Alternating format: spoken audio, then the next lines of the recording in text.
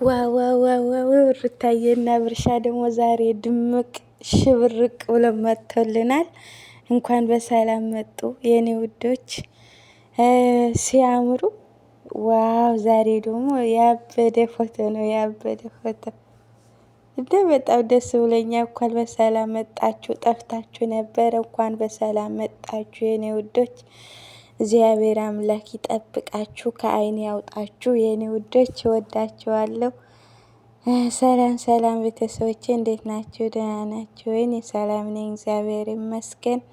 አብርሻና ሩታዬ ደግሞ በአዲስ እንደዚህ እምር ብላቸው መጥተዋል።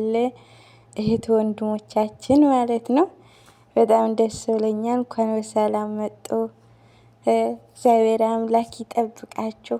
ስትጠፉ እኮ ሚዲያው ሁሉ ጥፍት አለ። በቃ ድምፁ ጠፋ ማለት ነው ሚዲያው።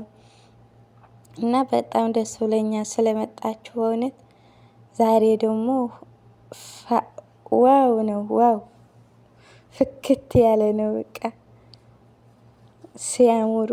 እውነቴ ነው። ወልዳችሁ ከወዳችሁ ያኑራችሁ፣ እግዚአብሔር አምላክ ይጠብቃችሁ። እኔ ግን ማለት ነው እዚህ ላይ አንድ ጥያቄ የሆነብኝ ማለት ነው። እኛ በሀገራችን ጾም ሲሆን ሰርግ አይደረግም ማለቴ ቀለበት ቢሆንም እንኳ ቃል ኪዳን ስለሆነ እንዴት ነው ግን በጾም ሰዓት ደግሞ እንትን ነው ህማማት ነው የሚገባው። እሁድ ላይ ሰኞ ይገባል ህማማት እና እንዴት ነው ግን ይሄን ግን እኔ በጣም አልተረዳኝም ማለት ነው። እዚህ ህማማት እየገባ አብይ ጾም ግን ቀለበት ማሰሩ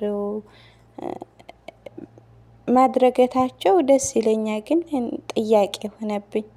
እና ለማንኛውም እግዚአብሔር አምላክ ይጠብቃችሁ፣ ፍቅራችሁ ያብዛላችሁ እግዚአብሔር አምላክ።